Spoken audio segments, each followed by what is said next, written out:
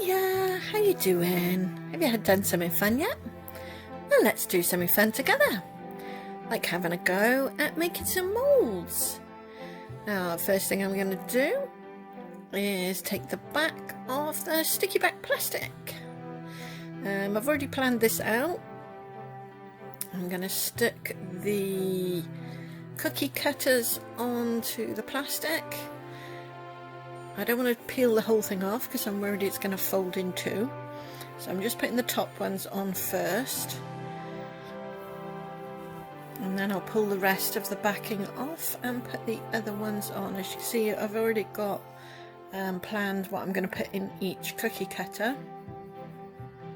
You only get 4 cookie cutters, so you can only do 4 to begin with. I've done my best to put the best ones in the best shapes.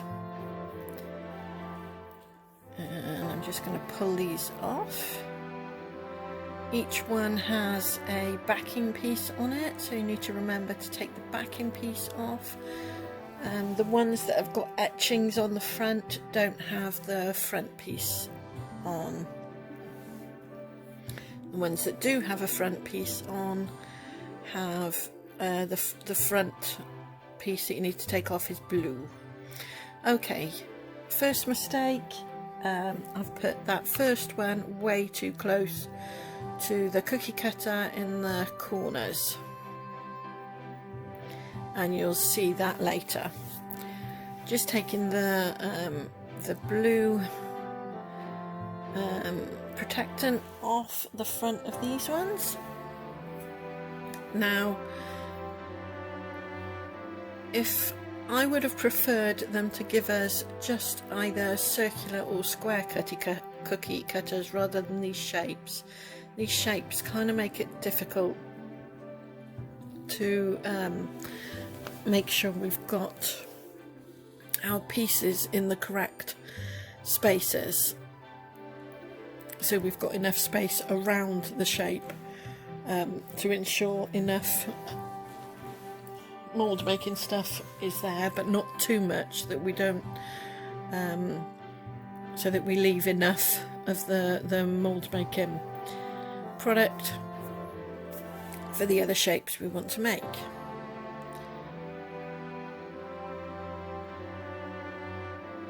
So that's my first observation with this kit. Yeah, as you can see, I've done it way too close to those, but it's because I've stuck it down so hard. It's a little bit difficult to pull up, although I wish I'd have tried harder. But anyway, I'm going to measure out the mould making media, and going to measure out a total of 40 grams, I think it is. So that's 20 grams from the white bottle and 20 grams from the pink bottle. Now, like the one-to-one resin, you've got one that's thick and gloopy, which is this from this white bottle, and this one is quite thick and gloopy and difficult to pour to begin with. Once you get it going, it's not too bad, but just to be aware of that. And when you're trying to pour the last little bit out, it does take a long time to try and get the last bits out, because it really clings to the bottle. But trust me, you need that last little bit. So anyway, this is as you can see, this is pouring much better, and this is from the pink bottle. Just getting it up to the 40 mark now.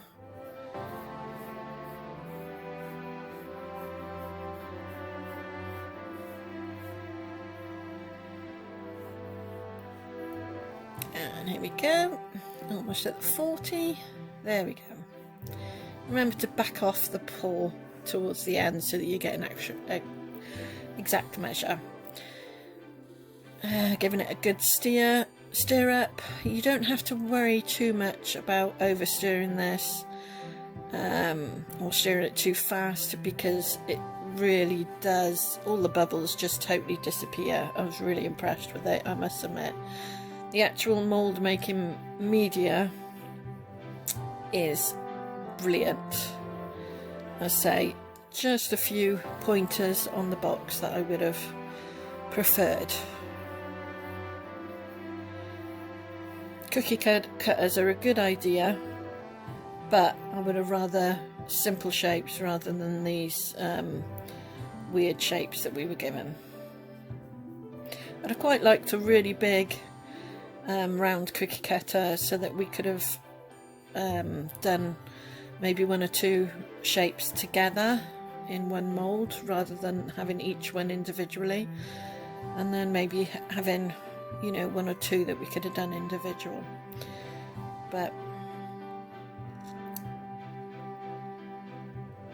other than that, I really love this box. I must admit, I haven't made moulds before. I've thought about doing it, but I haven't actually done it, so this is my first experience. Yeah, as you can see, way too close to the edge there. Not sure how long this particular mould is going to last, but the other moulds that came out fine, that this didn't happen with, should last, you know, as long as any other mould that's out there. But yeah, don't know how long this one's going to last because that is very thin. But yeah, really happy with this box. Really enjoyed making these moulds, that's for sure. Enjoyed the experience. I purposely didn't colour any of these because I want to use them with UV resin, because I use UV resin more than I do any other type of resin. And that, of course, you can use again or use for something else. Yeah, and that's really not going to last long whenever I'm pulling it, but you know me. Anyway, the others all came out fine, and I'll show you those later. I just wanted to show you the last two moulds, and yeah, this is me literally scraping every drop out of this one and every drop out of this one, and that one's quite, it takes forever to get every drop out of that one, but you know, be patient and make sure you do get the last little drips out, because it's important to have an accurate measure between the two. Yeah, I am literally scraping every edge out. And I did the same for the others. I didn't waste a drop of this anywhere. So be careful. There's no room for error with this if you want to make all 6 of them. And I even put the little charm bit in, not just with the wind chime fan, but I also put it in with the mountain there as well, just to take up some room.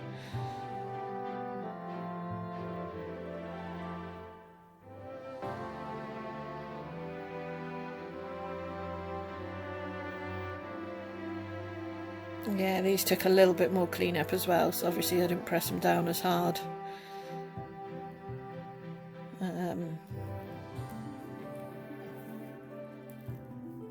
But it's still good. And you'll see at the end in a minute how thin the back of the mountain one came out.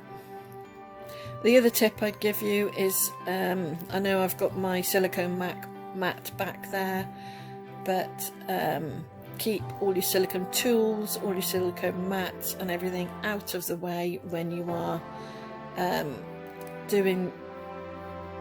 making these moulds, because silicone sticks to silicone, so you don't want to wreck your silicone tools and your silicone mats. It easily comes off the table and cleans off the table, so I wouldn't worry about dripping anywhere. Just don't drip it on your mat. And the other tip I'd give you is to make sure you've washed the moulds once you've made them, before you start using them for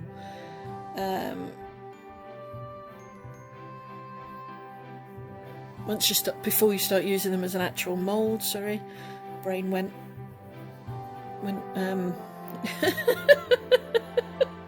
Yeah, brain's going already. Yeah, before you start using them as an actual mould with resin, because I didn't, and I found it reacted with the resin and the resin wouldn't set. So yeah, make sure you give them a wash, let them dry, and then use them with your resin. And like I say, I would have preferred different cookie cutters, either just standard round or square ones, and maybe in different sizes, so you could have had the option to do several moulds together, several pieces together, or just mould each individual bit if you wanted to. But yeah, you can see how thin that is. That's not going to last 2 minutes, which is a shame, because that's a really nice piece. Oh, the other thing I would have done was I would have wrapped the pieces that they gave us individually to mould, so that they wouldn't scratch each other, because mine had quite a few scratches, and I know other people have said that theirs had a couple of scratches too.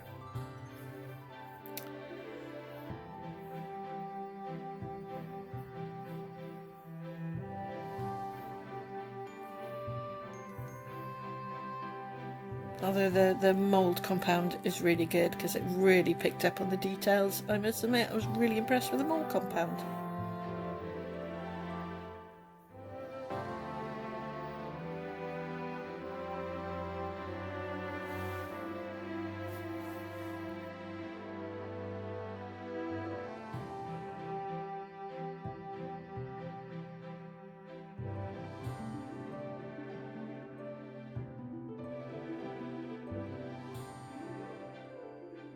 And that's everything.